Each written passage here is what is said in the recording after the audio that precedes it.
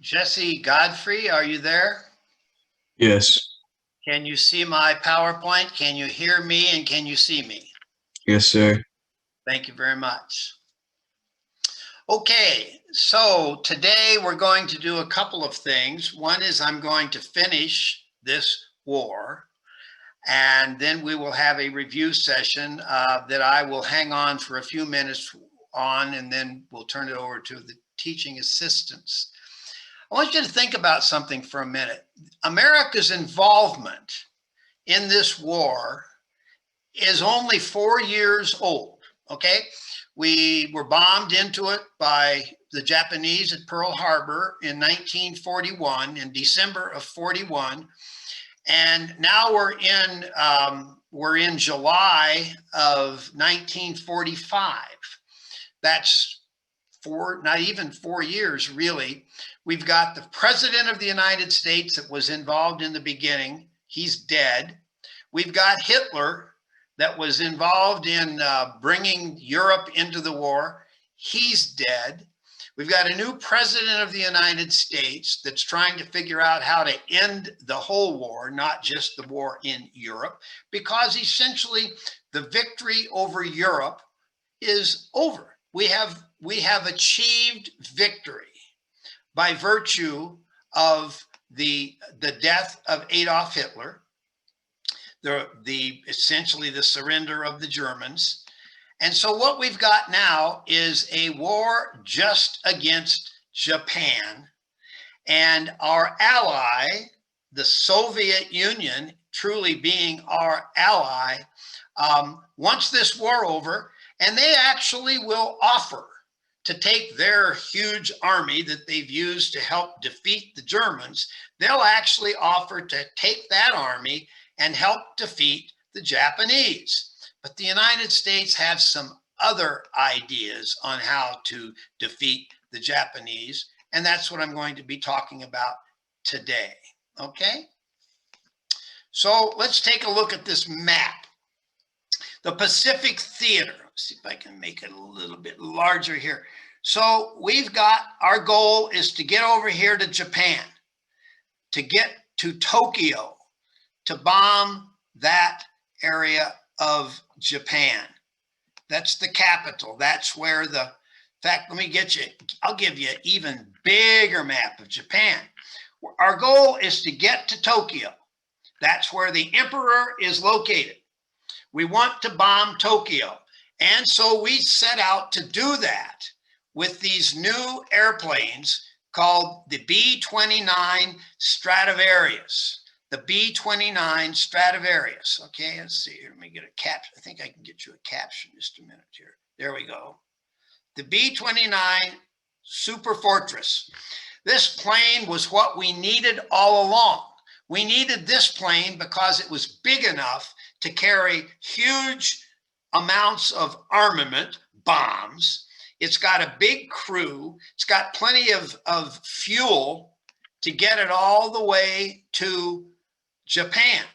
That was our goal all along, was to be able to do that with this big old aircraft. So we've got that in place. We're in good shape from that standpoint.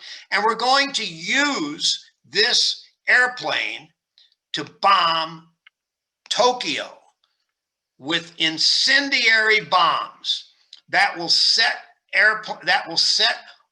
homes and businesses on fire. That is the plan. Bomb Tokyo, bomb Tokyo. On the other hand, after these bombs after the bombing of Tokyo, it doesn't seem to make any difference on the Japanese desire to end this war. They continue to fight. In the islands, they don't give any indication whatsoever that they're ready to quit. And as I mentioned the other day, I think the United States is going to try to take down one of their big islands, Okinawa.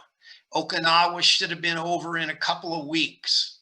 Instead, the Okinawans, Japanese who live on the island of Okinawa, will tell their wives, Japanese soldiers will tell their wives, they will tell their parents to jump off of cliffs, carrying their babies, because American soldiers that invade will be raping them and doing all these terrible things. And the Okinawan Japanese people put up a huge fight for several months. And it absolutely becomes obvious that the United States of America, to end this war, are going to have to invade the island of Japan, the main headquarters of Japan, the big island, so to speak, with troops. And that is in what we call Operation Olympic. Operation Olympic is designed to make sure that we take down the Japanese government on land. So there are all kinds of studies being done as to how many men will we lose if we do that. How many men will the Japanese lose? And the number's like 500,000, and it's huge on a ground operation. Well, on the day that Franklin Roosevelt dies and President Harry Truman is sworn into office, Henry Stimson comes into his office. He's the Secretary of War. And he says, Mr. President, I need to tell you something. In a place called Los Alamos, New Mexico, which just happens to be 4 or 5 hours from Lubbock, Texas, we have been doing something since 1939. We have been working on building a bomb that is so big that it can bomb a city. And in the process of bombing that city, we can end this war. And Truman says, what do you mean since 1939 we've been doing this? And he says, well, actually, back in 1939, a man by the name of Albert Einstein, who is a professor of physics at Princeton University, wrote a letter to President Roosevelt. And in that letter, he said to President Roosevelt, the science is now there that we believe you can split the atom and build a bomb. Now, what we don't know is whether you can build a bomb that is small enough to deliver by air. We think you can build one, and it would be so big that you'd probably have to put it on a ship. And if you put it on a ship, you'd have to sail it into a harbor. But the guys out there, led by a scientist by the name of Robert Oppenheimer, and you can write that down, Oppenheimer.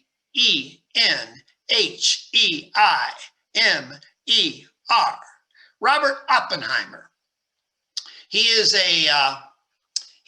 a scientist, American scientist, and he's got a whole bunch of scientists from Germany.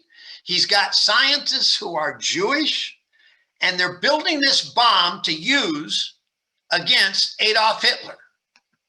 Now, of course, Adolf Hitler's dead, and Germany has surrendered. But we still got this bomb, and they're working on it, and the only thing that hasn't happened is we don't know if it works. We don't know if it works, but we're about ready to test it. Now, this is in April of 1945. And he says, we think that by summertime, we're going to be able to test this bomb. Now, Einstein, that has written this letter to Franklin Roosevelt, says we also believe that Hitler is building one of these nuclear bombs. But since Hitler's dead, we don't know where they are with their science. But we're pretty close to the science ourselves. We don't know if it's going to work, but there's going to be a test very soon at a little town, almost, it's not exactly a town, it's almost a little village in New Mexico. It's called Alamogordo. Some of you may have been there. And there's going to be this test in July. If we think we're ready to test this bomb, we're going to put it on top of a tower. And we're going to put it on top of a tower and we're going to blow it up. And if it works, we're going to put in plans to actually be able to use it. Here's the site. Here is the Trinity site. You can see it's on the tower. Now, obviously, we know that it's not going to work, that we're going to be able to deliver it into combat on top of a tower. But first of all, we got to find out if it even works. So in July of 1945, we will blow this baby up. Here is the picture of the Trinity explosion. This explosion could be seen. It happens in Alamogordo, and about 250 miles north around Santa Fe, New Mexico, that many of you know about because you've been there. The Trinity explosion could be seen 250 miles away. It is a huge explosion. Now, President Truman is actually on a boat on his way to Europe, where there will be a conference held near Berlin at a place called Potsdam.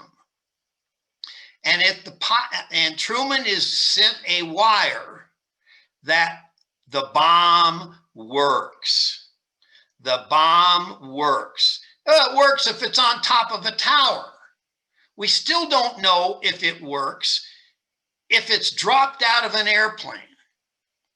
So there will be this long discussion about what we're going to do about this bomb and whether we should be able to use it and where we should use it.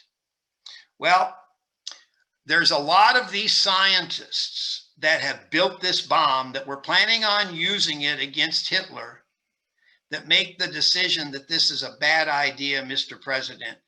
Bad idea. There will actually be conversations taking place with both the military and the scientific community about whether we should drop this bomb from an airplane.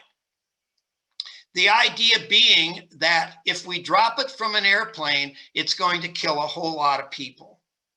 And it's going to kill Japanese, and they're going to be mostly civilians. Truman has a big decision to make. Even a guy like like General Eisenhower, who had been the Supreme Allied Commander in the war in Europe, will recommend that we don't use this bomb. That he believes that Operation Olympic on the ground makes much more sense, because he'll say, we don't know if it works, first of all, and it's going to kill a whole lot of people. And most of the people we're going to drop it on are going to be civilians. Well, in the meantime, the United States has decided to assemble the bombs. There's two bombs. We have two, all we have. We already used we had three, and we used one of them on top of the tower. Now we have two left. They have been nicknamed Fat Boy and Little Man. Fat Boy is going to be built by sending the parts to an island in the Pacific. That island is called Tinian, T-I-N-I-A-N. We will send the uranium to place into the parts of the bomb at Tinian. We will send that uranium in a secret mission on a boat, a cruiser, big ship, and that ship will leave San Francisco with the uranium on board, and it will be sent from after the Trinity explosion happens. We know it works. We will send this secret mission on a boat, on a ship called the USS Indianapolis. It will leave San Francisco on a secret mission with all this uranium in it. and it will set records. It will set records of how long it can be on, a ship can go that far with all of this uranium. It will deposit that uranium into the island of Tinian to be assembled into a bomb that we are going to plan to use. Sadly, that ship called the Indianapolis, after it drops the bomb, after it deposits the uranium into Tinian, that USS Indianapolis will be torpedoed by a Japanese boat, by a Japanese submarine. And in the process of that happening, about 1,300 men on that ship, about 800, 900 of them will be killed instantly, and the rest will be in water for days and days with no communication to even know that it happened. Many of those men will be eaten by sharks. Many of those men will suffer tremendous problems with no food, no water, and everything else. It's one of the real tragedies of World War II. In fact, we can make an argument that more men are killed on that ship at the time that it is torpedoed than any ship in warfare in the history of America. It's a really sad story.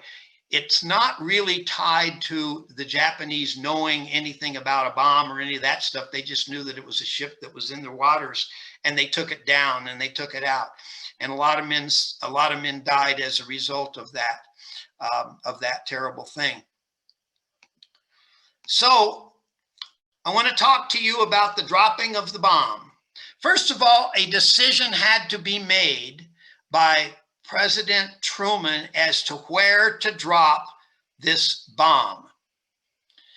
And the decision was, do we drop it on a strictly military target where we would be killing soldiers? And there were a lot of those. There were training areas all over the different islands and different parts of the main island of Japan. But the decision was, no, let's not drop it on a place that's already had a lot of bombs dropped on it, like Tokyo. Because if we drop it on Tokyo, you'll hardly know whether it's even done any damage, because in Tokyo, we've already been firebombing, and we've been firebombing for so long now that you wouldn't be able to even tell whether a nuclear bomb had been dropped. That was part of the thinking. So the decision is to drop it on some place where there has been virtually no military action up to this point. The decision is made to drop it on a town called Hiroshima, Hiroshima. Hiroshima, you can pronounce it Hiroshima. I've heard it pronounced both ways. The plane that I have on the screen now is the Enola Gay, and it's named after the pilot's mom. Her name was Enola Gay. Her name was Enola, at least. And the pilot's name is Paul Tibbets, Tibbitts. This will be a huge operation. There will be trailing aircraft that will take pictures. The plan is to drop this bomb, and it will explode in the air 1,500 feet above Hiroshima. Now, the question that we always ask ourselves is, how much did the United States know about what this bomb would do? Well, we can make the argument that we knew it would kill a lot of people. The question of how much radiation sickness would take place afterwards is still not really known. But here is a picture of the mushroom cloud above Hiroshima when it explodes. And here is a picture of one of the victims. This person is actually alive in this picture, if you can imagine that. I always hate when I do this lecture. I always hate to talk about numbers, how many people died, that sort of thing, because quite frankly, within about a 3-mile radius, everybody died. Everybody at ground zero died, either from flash burns like this or from just instant death of explosion. This happened, and 2 days later, we expected the Japanese government to say no more of this because we just bombed a city that was not even in the war to speak of. And we killed a whole lot of civilians in the process of doing that.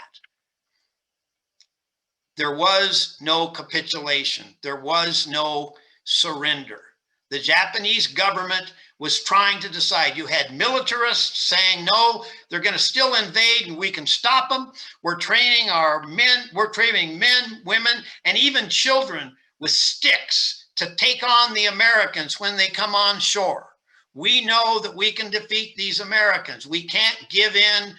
We can't do this. And the Emperor Hirohito, did not force his people to surrender. He did not surrender. So 2 days later, we did it again. 2 days later, we bombed another city with another bomb. That bomb, that city was called Nagasaki, Nagasaki. Now, what we do know about the deaths that were associated with this war, or with this bombing, is that we do know that Nagasaki, there were more people killed instantly in Nagasaki than there was in Hiroshima. And the numbers are like 85 to 100,000. For your own purposes, just think about approximately between 150 and 200,000 people died with these two explosions over these two cities. However, thousands and thousands will die over the next 50 years from radiation explosion, like radiation sickness. We do know that Nagasaki had fewer radiation sicknesses because it was surrounded by mountains, and basically the radiation stayed within the city and didn't spread out to the suburbs as much as it did in Hiroshima. We do know that, but there were just hundreds of thousands of people killed. We do know that happened. Well, finally, the Japanese will surrender. And I have two pictures here for you. The first one is September 2nd, 1945. The battleship Missouri sailed into Tokyo Harbor. And this is a picture of the surrender of the Japanese to the Allies. There were Canadians, British, Australians, Americans. General Douglas MacArthur accepted the surrender on behalf of the United States of America. You can actually Google the ceremony and see what it looked like to see the Japanese. You can see the civilians of the Japanese government in their formal dress. And here you can see the Japanese military in their military uniforms, surrendering to the Allies on September 2nd, 1945. In addition to that, this happens on the exact same day, not too far from Japan, in 6 hours or so, I guess you could say, by airplane, in a place called Hanoi. There will actually be a ceremony there where a man by the name of Ho Chi Minh, who happens to be not exactly the leader of Vietnam, because Vietnam has been taken over and controlled during the entire war by the Japanese. But there is a man there that assumes that he is the leader of what he hopes will become an independent Vietnam. He will give a speech that day asking for independence.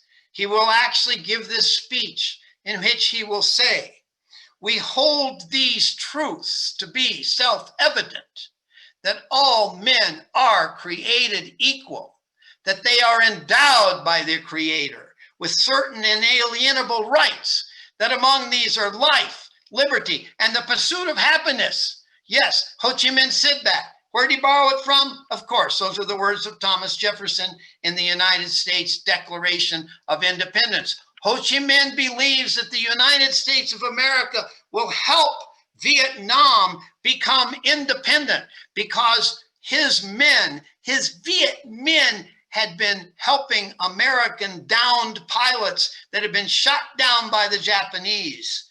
He had been helping them stay alive.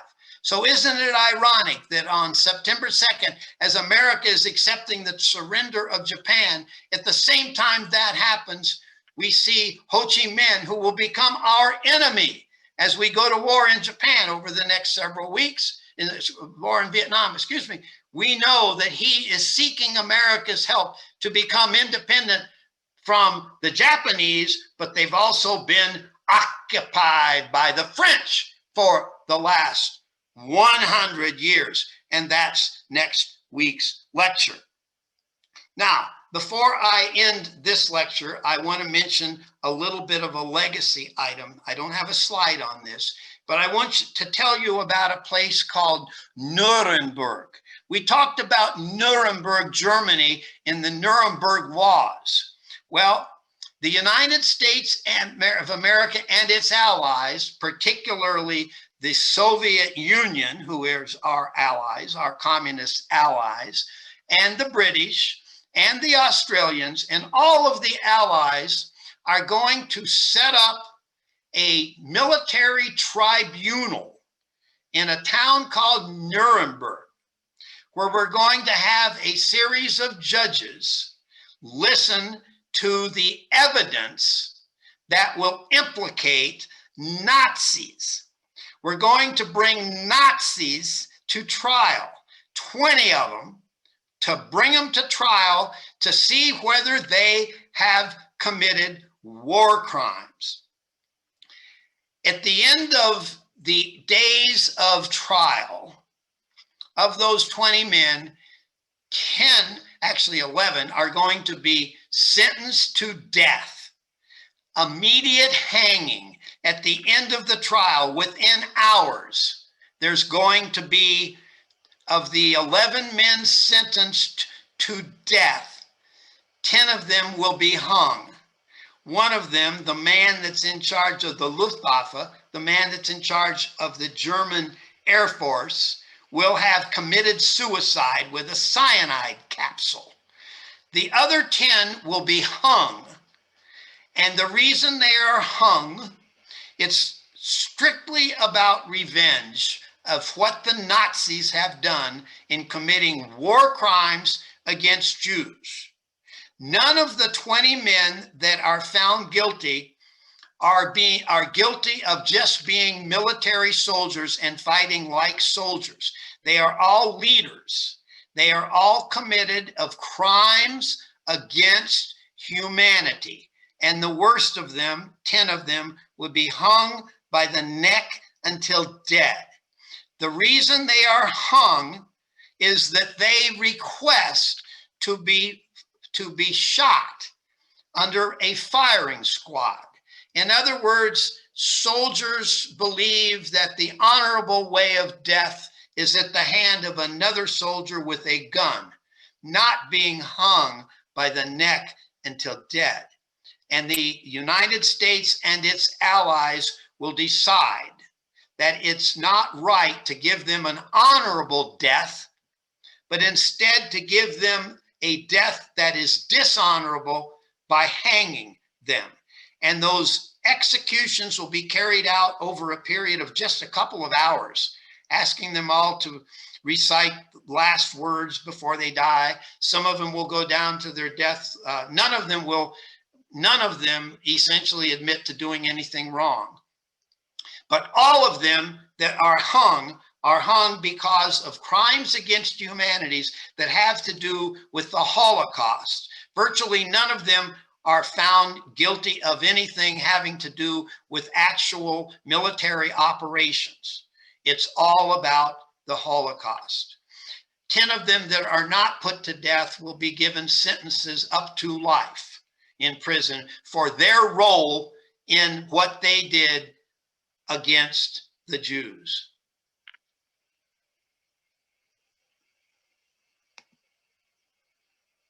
And with that, that is the end of my formal lectures about World War II and a little bit about the legacy.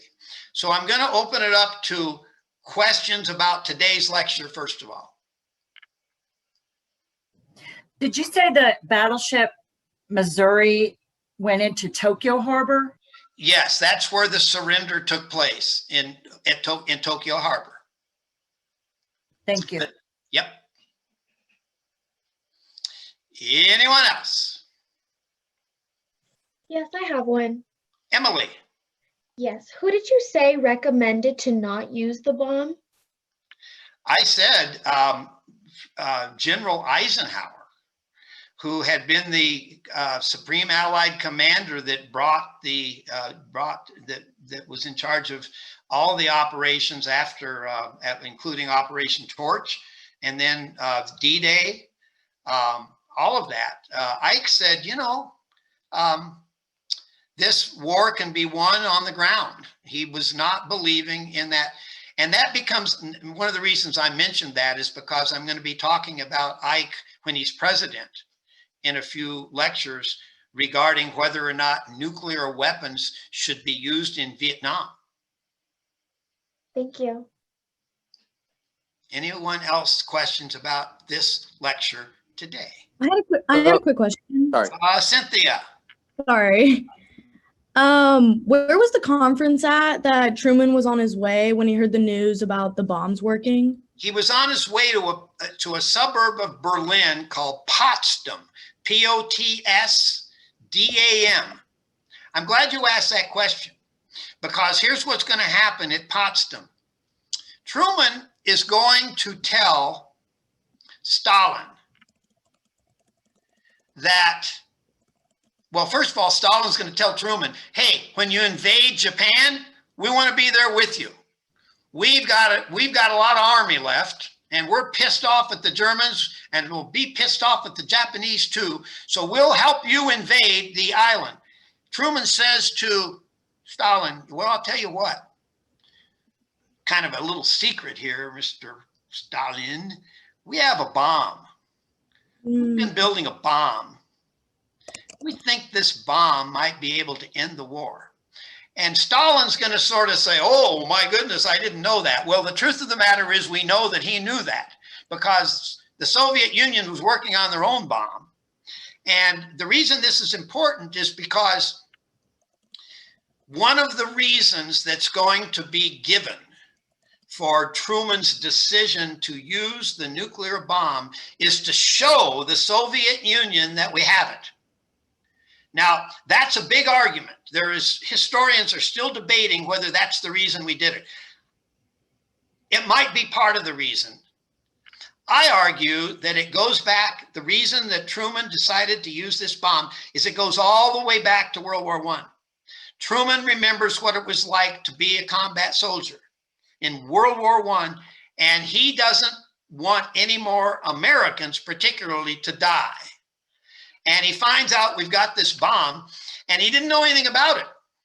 The only thing he knew is that when he was the senator from Missouri and was in charge of the Senate Foreign Relations Committee, I believe, he used to see all these bills coming in, all these bills for all this stuff from a place called Los Alamos.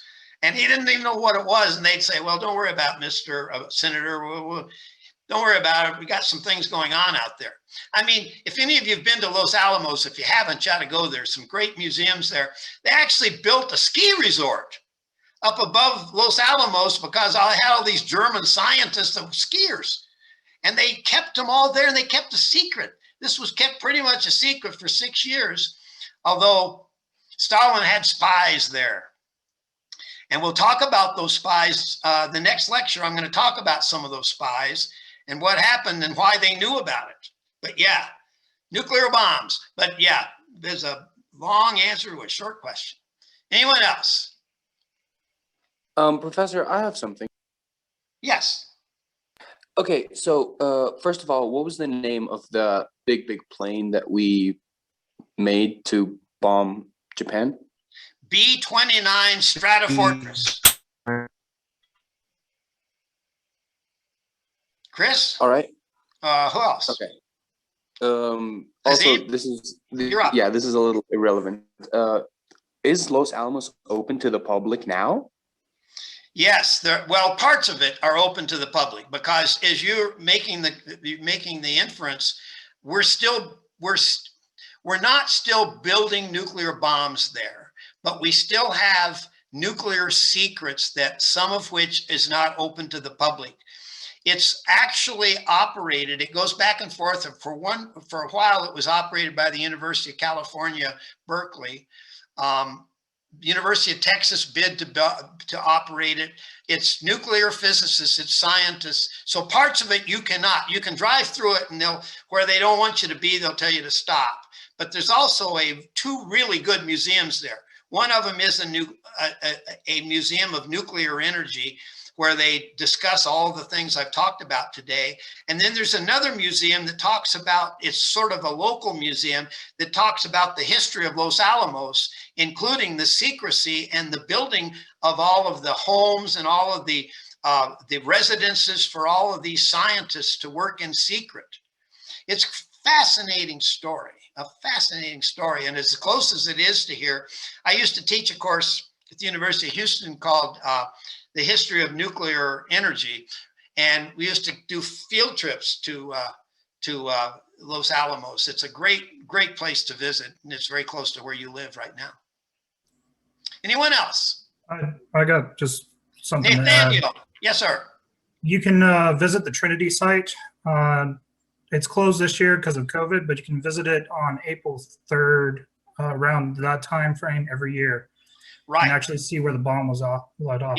Exactly. Yeah, it's an interesting trip. I haven't taken it myself, but I have a lot of students that have gone there. They have one day a year where they open it up. Trinity. Yep. Anyone else? Chris. Yes, Professor. Oh, sorry. Go ahead, Chris. This is just a personal question about would you think that the Operation Olympic would have been better compared to the atomic bomb being dropped on innocent civilians, or do you think it would have been the other way around would have been a better solution? Well, it's a very personal question because my father was in training for Operation Olympic. And I'm trying to remember if I was in the womb yet. I have to do the math to think about whether there would be a me if my dad had bought the farm, so to speak. But anyway, this is one of those questions that historians debate consistently, and I can see both sides of it. There's actually a book called The Decision to Drop the Bomb by a guy by the name of Al Perovitz. He's a professor at University of Maryland. And I sort of rejected his thesis. And his thesis was that the only reason that we used it was to show the Soviet Union that we could, because the Cold War is sort of starting. In fact, next week's lecture, when I give my lecture starting on the Cold War, one of my first slides is, when does the Cold War start? And a lot of people say the Cold War starts at Potsdam, when we decide that the Soviet Union is going to be the enemy for the next 50 years almost. My feeling is that Truman made this decision because he was a combat experienced soldier and he didn't want any more Americans to die. I don't think he made it because he didn't want to allow any more any more Japanese to die. I don't think that was the issue. I think it really was to end the war, and he believed that it would. Now there's a contrary argument that people make, and they say, well, if we had two bombs after we had exploded the one at Trinity, if we have 2 bombs, why don't we fly out over Tokyo Bay and let the Emperor Hirohito know that we're going to show them something that will destroy their cities. And we're going to drop this bomb out over Tokyo Bay where it can't kill anyone. And that the people in Tokyo, all the citizens plus the emperor, will see it. And they will say, oh my gosh, if they were to use that on one of our cities, it'd kill a whole bunch of people. The problem with that theory, I think, is that first of all, we've only got 2 bombs. We've never dropped one from an airplane. What if it doesn't work? What if we drop it from the Enola Gay or from another plane and it doesn't explode? Because the only time we've seen it explode is sitting on top of a tower with a guy with an electrical charge. So what if it doesn't blow up and it falls into the ocean? So we haven't accomplished anything there and there's only one left. Then what do? That's one of the arguments to not have used a demonstration bomb. The part where I sometimes think that, and I'll also make the argument that Okinawa, what happened at Okinawa showed the desire of the Japanese to fight to the end. Not that they hadn't also showed it a little bit at Iwo Jima and at some of those other places, but certainly at Iwo Jima and at Okinawa, they fought to the end. So the argument is they would have fought to the end if we would actually had invaded with thousands of men like we invaded Europe at D-Day. But there's also probably some overstatement on the part of the US military about how many men would have died in the process, because we invaded at D-Day with 25,000 men and we lost about 5,000 in the first couple of days. So the idea of 500,000 dying is probably a little bit overstated. So I don't take a position except for my own argument, having been a combat soldier myself. I know how difficult it is when you have the decision to make that saves your own men's lives. You make that decision. And in the case of Truman, he had a decision to make to save thousands of Americans, at least we don't know how many, but thousands of Americans, and he made the decision to use something. Now, there's also an argument that some people make that we used it because we spent billions of dollars to build it. We're sure as hell going to use it. I don't know if I go there either. I just sort of think that this president made a decision because someone said, hey, it can end the war. How about we do that? That's what I think. That's my own personal opinion. You don't have to share it. And I love to have these discussions like this. I love discussions in small classes because I think it's a legitimate argument to make, the ethics of war and all those kinds of things. Long answer, short question. Anyone else? Have you been to that World War II museum in Fredericksburg? I have. I've also been to the World War II museum in New Orleans. I haven't been to that one, but I really enjoyed the Fredericksburg one. It's a very fine museum. Yeah, it really is. And the one in New Orleans, in fact, is even bigger. And if you're interested in that sort of thing, it's right downtown New Orleans. It's a great place to go. Yep. Okay. Anyone else? Yes, sir. Professor- Just Oh, Yeah, go ahead. I'm no, sorry. you can go ahead. Okay, Professor, so you mentioned that Operation Olympic was going to take a land-based approach, right? Yes. And then they had all this discussion and they decided to turn it into an aerial approach. So was Operation Olympic scrapped and another operation was out, or just was Operation Olympic just converted into an aerial approach? No, Operation Olympic would have just been, think of it as just being conventional warfare. We would have used air power, certainly. I mean, we're dropping bombs all over Tokyo with the B-29 Stradivarius. So it would have been a huge air operation followed up by a ground attack, as was D-Day, as was Operation, because remember, I didn't really go into detail of this. You take my World War II class to do that. But when D-Day happens in June of 1944, We will fight our way all the way to Berlin, and there will be tons of bombs dropped by aerial operations. In fact, we will bomb a city called Dresden, Germany. We will bomb it to the point where we destroy the entire city, and it's a medieval city. We destroy the entire city. In fact, some argue that it's kind of disingenuous for Eisenhower to try to make the case we shouldn't have dropped this bomb on Hiroshima and Nagasaki, because he was involved in the order to drop tons of bombs on Dresden and essentially destroy that city and kill a whole lot of civilians too. That's another argument. But yeah, it would have been, just think of it as being more conventional, just like the European war. Probably would have taken a year, maybe 6 months, who knows? Okay, I see. Thank you. Hazim, that was you that asked that. Let's see, Taylor, Taylor, you had a question, I think. Yes, sir. So you talked about Nuremberg. Was that just the name of the trial, or was it in Nuremberg, Germany? No, it's the name of the trial was it was at Nuremberg. It was a military tribunal of war crimes, and it was in the town of Nuremberg. And it's an interesting discussion as to why the Allies chose to do it in Nuremberg, which had been, a lot of it had been destroyed by Allied bombing. But the reason they took it to Nuremberg is because Hitler and the Nazis believed that Nuremberg was sort of the center of the Nazi universe. They actually had rallies there. That movie that I told you about, Triumph of the Will, takes place, a lot of it is shown in Nuremberg, because Hitler would go there. He loved Nuremberg, and he loved all the cool things about it. It was a medieval city and lots of neat stuff going on there.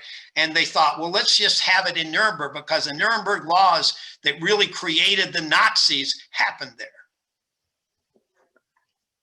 I can't tell you how much revenge was associated with the war crimes trials at Nuremberg. The Soviets came into that trial with their prosecuting attorneys, and they wanted to hang everybody. They didn't care what your job was, hang them.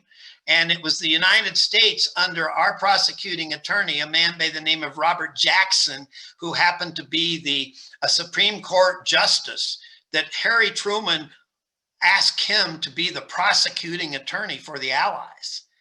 But the Americans were never as upset with what happened in Germany as the Russians were, because the Soviet army had suffered, as had the Soviets in Operation Barbarossa. They were so pissed off at the Germans, they wanted them all dead. Wow, thank you. Yep. Anyone else? I'm getting a little bit ahead of things, but who we got here? I can't hear you very well. Kevin.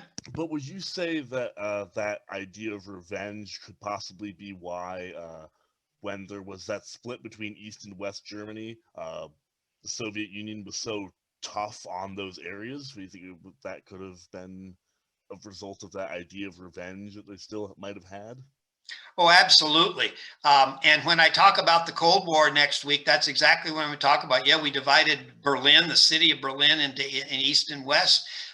Stalin decided he didn't want another Poland situation. So he decided that the Warsaw Pact was signed, and all of those neighboring countries next to Russia were absorbed into the Soviet Union, so that they would never have a situation happen like happened with Germany's invasion of Russia. Yeah, absolutely. It was revenge. Think of it this way. I don't think I used this number before. 50 million people were killed in World War II. That's generally the number we use. 20 million of them were Russian. 40% of all the people killed. Think about that. United States, the number we usually use is about 400,000 Americans were killed in the war. And almost all of those were combat deaths. Whereas the Soviet Union, because we didn't have any deaths on our soil because we didn't fight on our soil. But the Soviet Union, they lost 20 million people. So yeah, they were pissed. Anyone else? Okay, well, here's what we're going to do now. Anyone that wants to leave can certainly leave. I'm going to stay for a few minutes. I want to talk a little bit generally about the exam that's coming up. It's on 5 lectures, one on modern times, one on the Great Depression, and 3 on World War II, which includes the end of this one today. I know that I put freshman grades in last night on Banner. And I was, this is the first time I've really concentrated on grades. And I was shocked at how many Fs we had. And I was pleasantly shocked at how many As we had. I love the As and I hate the Fs. And so from my perspective, I hope that you do better. Those of you that, well, I hope you all do better. Even the A's, there's always a better A. So I want you to all do better. But I want to explain a couple of things. In the exam that's coming up, many of you that didn't do well have talked to your TA, which I'm glad that you have. The TA is the best source for you doing better next time. And I don't know that, and I don't mean that the TA is the best source for changing a grade. That's not what I mean. I mean helping you do better the next time. When we set this course up, and I told you this in the first days, my goal was to try to replicate a face-to-face course in an online situation. That's why it's synchronous. That's why I'm teaching live every Tuesday and Thursday. And that's why you're taking an exam in the closest way that I can use to replicate it if you were in Holden Hall, room 104. By that, I mean, if you were in that room, you would not even be able to use your notes, okay? So I made a little bit of a concession and said, okay, you can use your notes. Now we have been, some of my colleagues and some of the university administration have stressed to us that we can use a software program like a Proctorio. So I did all this investigation about those things. And I found out that some of those software programs, they actually will measure your eye movements. They will actually have you sitting there taking the exam. And if you have a cat in the room and you happen to look over at your cat, then it will record that you cheated because your eyes looking at your cat meant that you might have been looking at another source. I can't live like that. I just didn't feel like that was fair to bring those eyes into your dormitory, into your home, wherever you happen to be taking this exam. So I rejected that. So instead, what I said was to my teaching assistants, I want you to be very careful about people that take advantage of what we are trying to do. And the advantage is not just in the word cheating, which I hate. I'll tell you about that in a minute. I don't like that word. But the point is using outside sources to help you pass an exam when 90% of the students are not doing it gives you an unfair advantage. So what we encourage you to do is to take notes with my lectures and to use, you can use those notes. Now, another interesting thing, and I don't know how many people I still have here. Oh, I have 154 of you that are supposedly still here, okay? This class has started with 270 students. It's now down to 260. So 10 people dropped. Okay, that's cool. That's, way it goes. People have a choice. But at the same time, these lectures that I give every day, there's 154 of you still left. So that means that 106 of you aren't here right now for whatever reasons, okay? Generally speaking, when I give these lectures on a Tuesday, Thursday basis, I look at the participants and it hardly ever gets to 200. That means that 60 people have chosen, not the same 60 always. Statistically, there'll always be people missing, sick, can't be there, whatever. There'll always be people. But my point is that there are people who have gotten Fs in this class that may not have ever even been to a lecture, that are somehow or other trying to do better in this class by finding shortcuts. And certainly a shortcut is, hell, I know all the ways that you can take an unfair advantage. I know what they are. They even got a machine, one of these things, what's it called, Alexis or something? You set Alexis next to you and ask it all the questions. Problem is, Alexis isn't trying to pass the class. So Alexis may be wrong. I know that. I know all the ways to do this stuff. But basically, I try to take the position that the 154 of you that are left, most likely you are not the ones that are trying to take advantage of it. You are studying for this exam, and you are going to write a good essay, and you are going to write good IDs, and you're going to try your very best to pass this course in a fair way, okay? Morgan and Nathan and Sarah and I absolutely hate every single time we have to record a grade of F. It's not, it makes us feel bad because it means we maybe aren't getting through to you folks. My guess is that of the 150 of you that are left now, we're getting through to some of you, okay?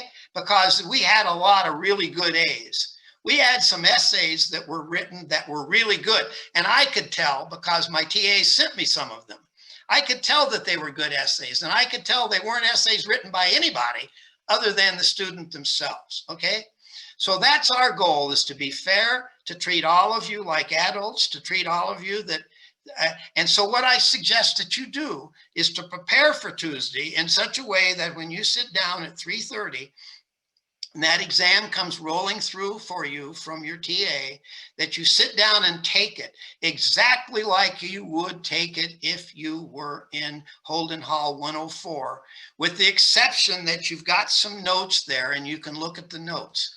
Now, a key indicator for us that you're not used, that you're, it's, as I've said, it's not an open book exam.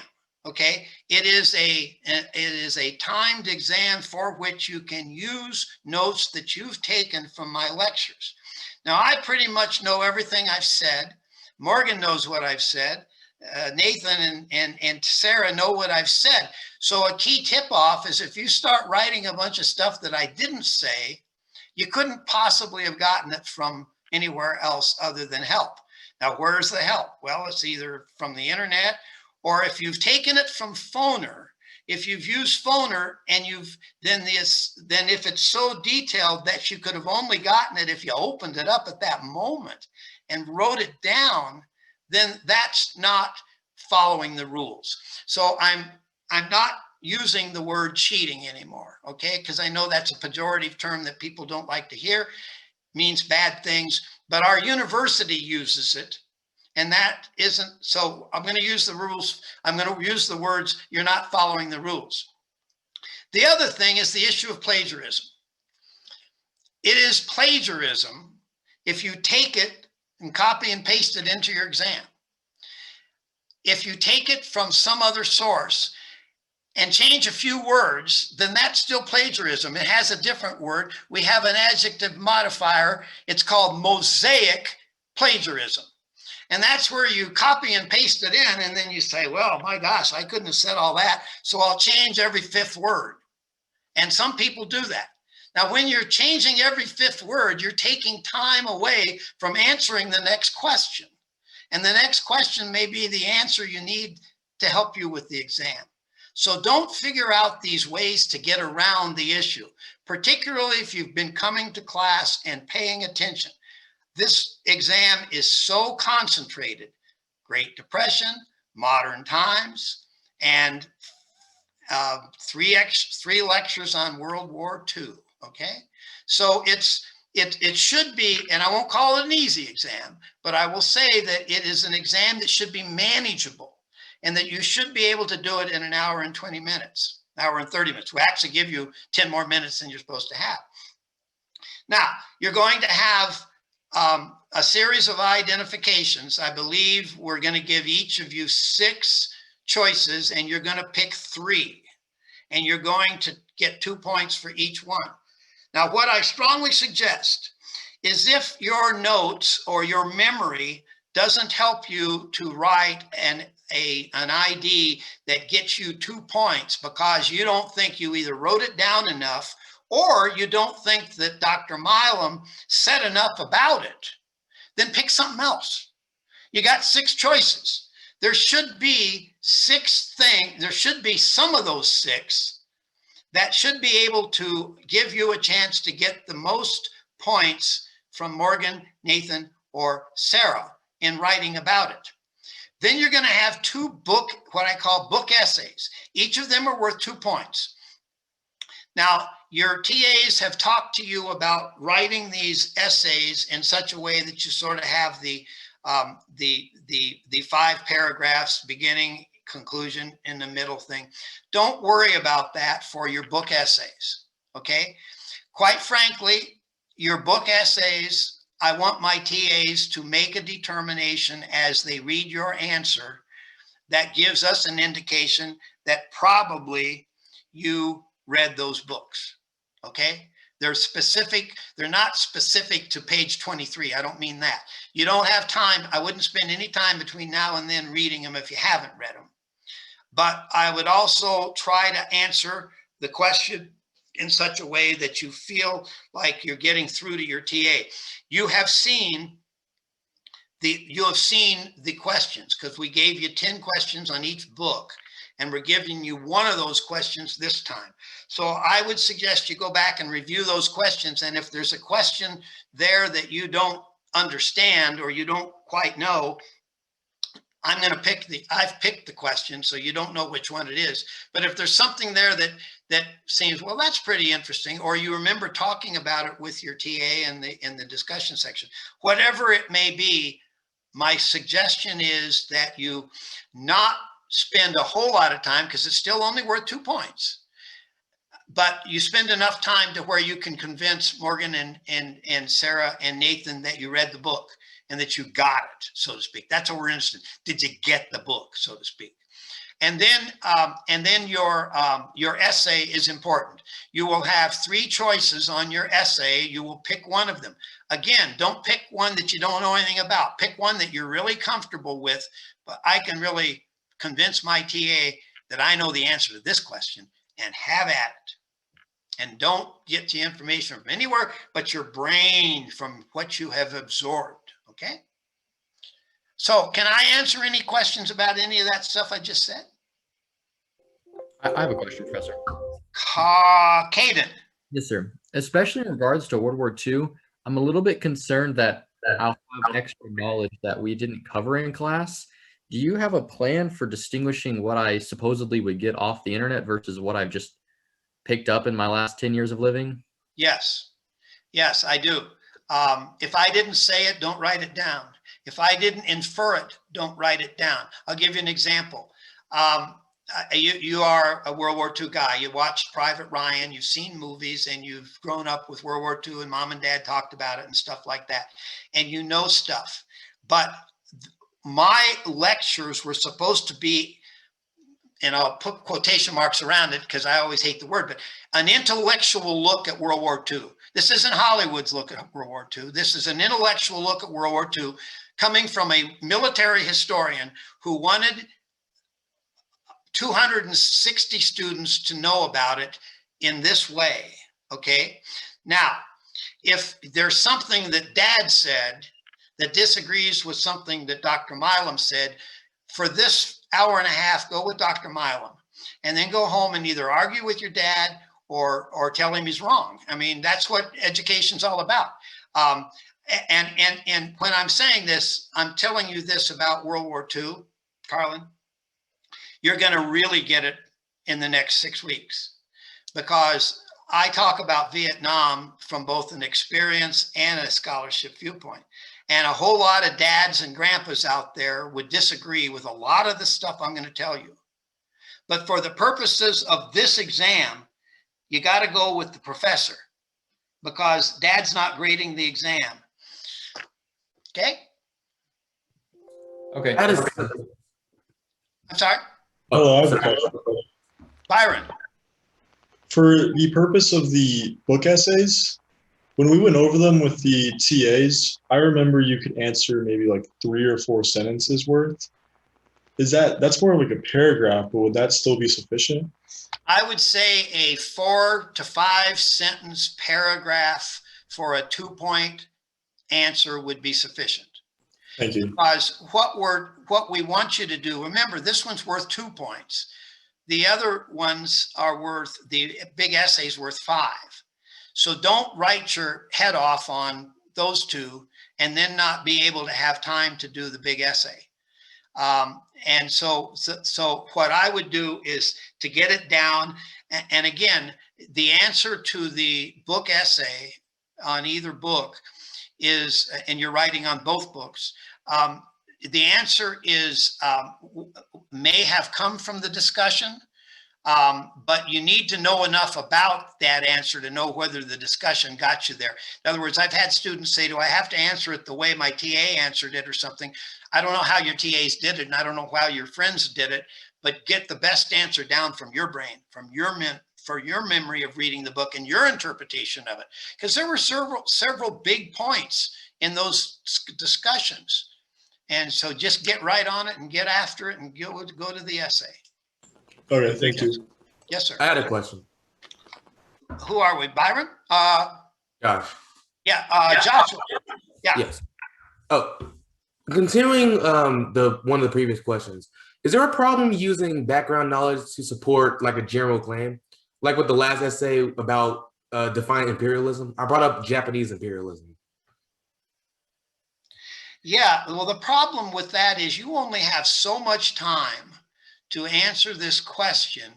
And if you're answering it from stuff you knew about before, you're not really using the expertise of either Foner or me, okay? And so the question would be, well, if you're answering that in another way, then you probably have missed the point of what I was trying to make in my lecture. Now, this is the question you've asked is a good one, because if you were in my classroom in 104 and you wrote all that stuff down, then there would be no question in our mind that it was legitimate, okay? Because you couldn't have gotten it any other way than from your brain. The problem in doing this exam this way, and the reason I've let you use your notes, is so you're using the notes from my lecture. I wouldn't even let you use those notes in 104. But if you wrote something about Japanese imperialism, and I'm not trying to make a case as to whether you got the answer right or not, and that's between you and your TA. And so I'm not trying to judge that way, because I don't know. But what I'm trying to say is the easier thing is to look down at your notes and see what Milam said about it. And if Milam didn't talk about Japanese imperialism, then I'm probably better off talking about what he talked about. Or if he didn't talk about that at all, pick another one. Pick another one. In other words, give yourself the best chance, okay? Because we don't have any way of knowing what else you know. It would almost be like saying, if you wrote it in a foreign language or something, and we're not in a position to judge the foreign language you wrote it in. All I'm suggesting is I try to be as fair about all of this as I can to all of the students.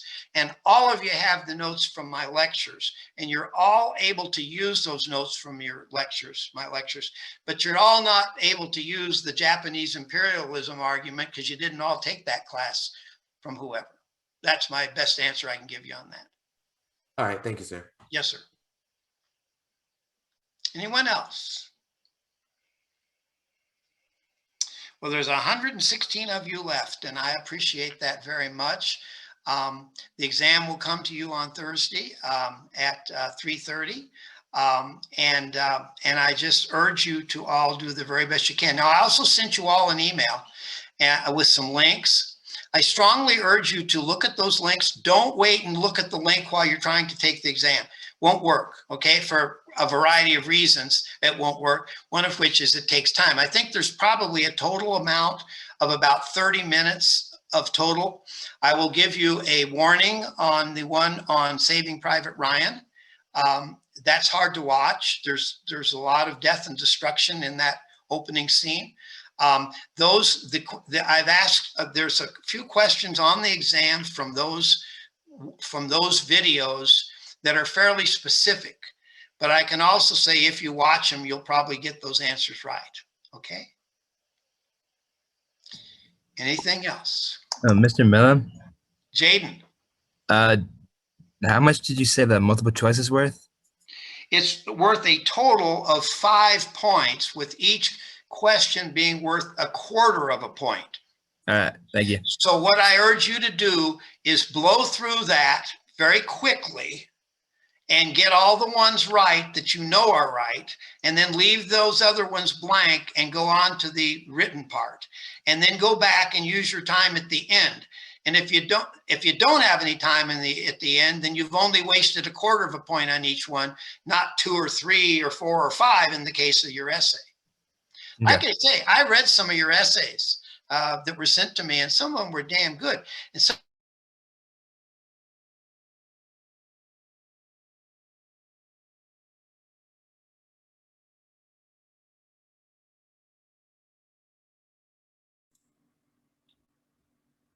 Froze. Put it on the chat.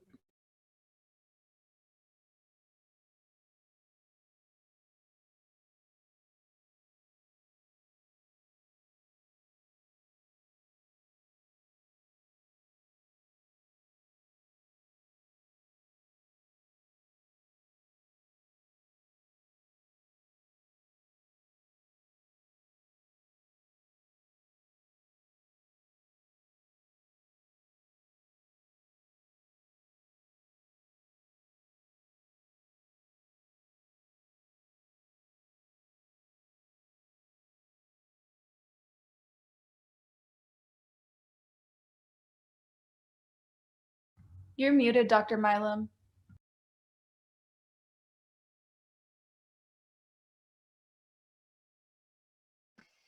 I'm not speaking specifically to any of you in this situation, but so we'll talk about those of you that aren't still here, being the ones I'm talking about, whoever that is. But some people have taken too much time worrying about how they were graded rather than helping themselves to do better. Okay. We want you to do better. We absolutely want you to do better. That's very